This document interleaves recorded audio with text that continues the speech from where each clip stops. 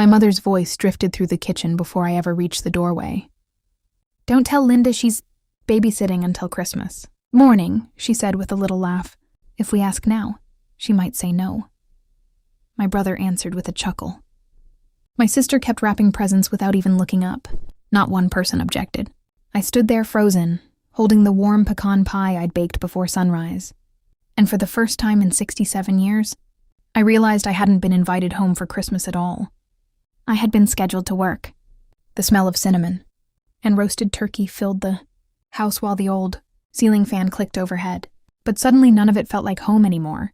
My name is Linda Harper, and I live in Franklin, Tennessee.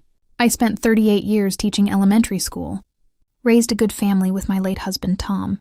And after he passed away 5 years earlier, I poured my energy into helping everyone else. Folks at church called me dependable. Neighbors knew they could count on me. Somewhere along the way, my own family decided that meant my time belonged to them.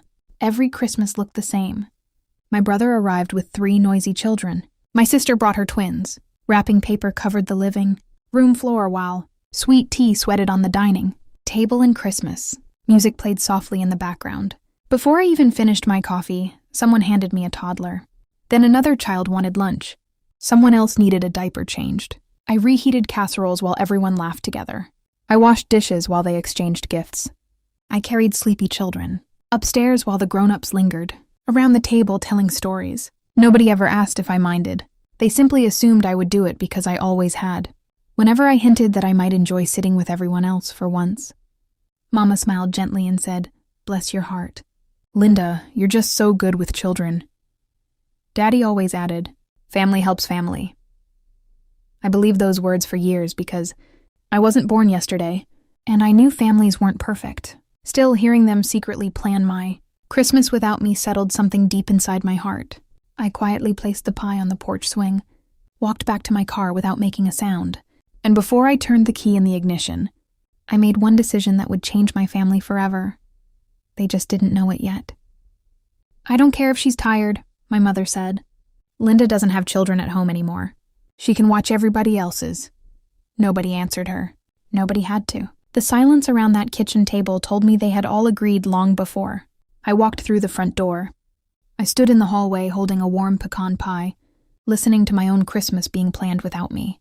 At 67 years old, I'd been called many things in my life: teacher, wife, neighbor, caregiver, but never had I felt so invisible.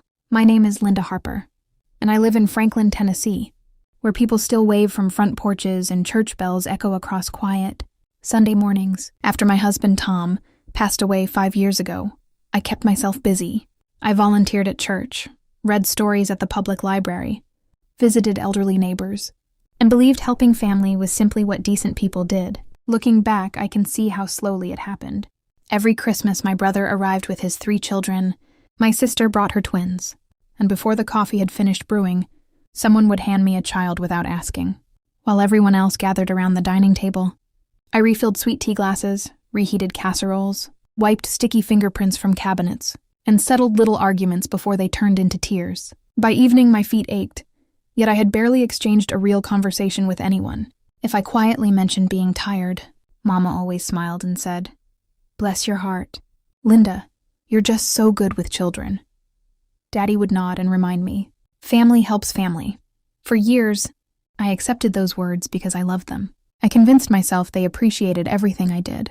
But standing outside that kitchen, hearing them decide my Christmas before I had spoken a single word, something inside me finally became still.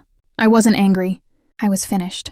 I quietly carried the pie back to my car, drove home beneath the gray Tennessee sky, and made myself a cup of coffee. Then I opened the small envelope hidden in my desk drawer, the one marked "Someday." Inside was enough money for the Christmas trip Tom had always wanted me to take. Before the coffee had gone cold, I booked it. My family thought they had already decided how I would spend Christmas. They had no idea I had just disappeared from their plans forever. "Just don't tell Linda until Christmas Eve," my mother said. "By then it'll be too late for her to make other plans." Someone laughed softly. Someone else said, "She always gives in." I stood on the other side of the kitchen doorway, one hand gripping the handle of the casserole dish I'd spent all morning making, and I realized the invitation tucked inside. My purse had never really been an invitation at all. It was a work schedule disguised as family love. My name is Linda Harper. I'm 67 years old, a retired school teacher from Franklin, Tennessee. I buried my husband, Tom, 5 years ago, and ever since then I'd tried to fill the quiet by helping other people. I never missed a Sunday service, never forgot a birthday, and never arrived at a family gathering empty-handed. Folks often told me I had the patience of a saint. Looking back, I think they mistook my kindness for permission. Every Christmas followed the same familiar pattern. My brother pulled into the driveway with his 3 children. My sister arrived carrying gifts and chasing her twins across the front yard. The smell of baked ham drifted through the house. Christmas music played softly in the background, and the old ceiling fan clicked above the dining room table. Before I had taken my coat off, a child would be placed in my arms. Another wanted a snack. Another needed help finding a toy. While everyone else exchanged stories, I washed dishes, wiped sticky counters, reheated food, and rocked sleepy grandchildren until they drifted off. Nobody thanked me because nobody noticed. They had come to believe Christmas simply worked that way. Whenever I hinted that I might like to sit down and enjoy dinner with everyone else, my father smiled and said, "Family helps family." My mother would pat my shoulder and whisper, "Bless your heart, Linda. We couldn't do this without you." For years, I believed those words meant I was loved. Standing outside that kitchen, I finally understood they meant I was useful.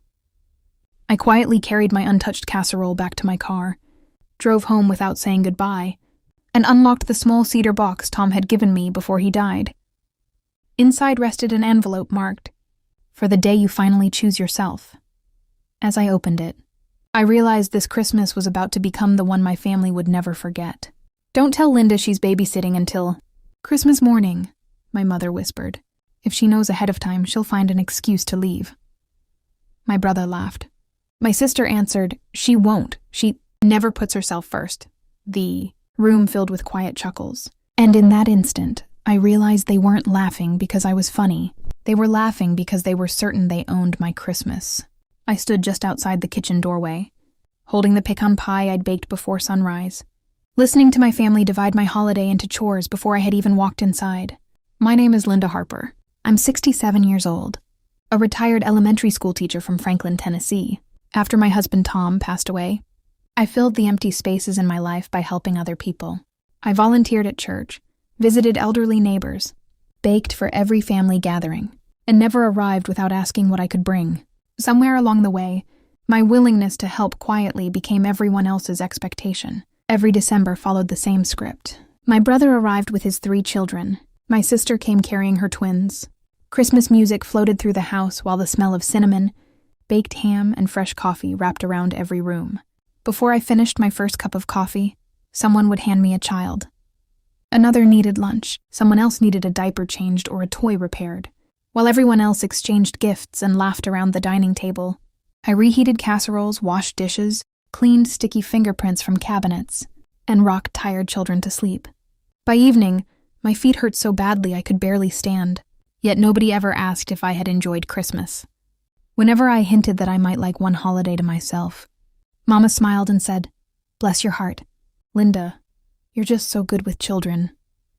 Daddy always answered the same way. Family helps family. For years I believed that meant love. Standing outside that kitchen, I finally understood it meant obligation.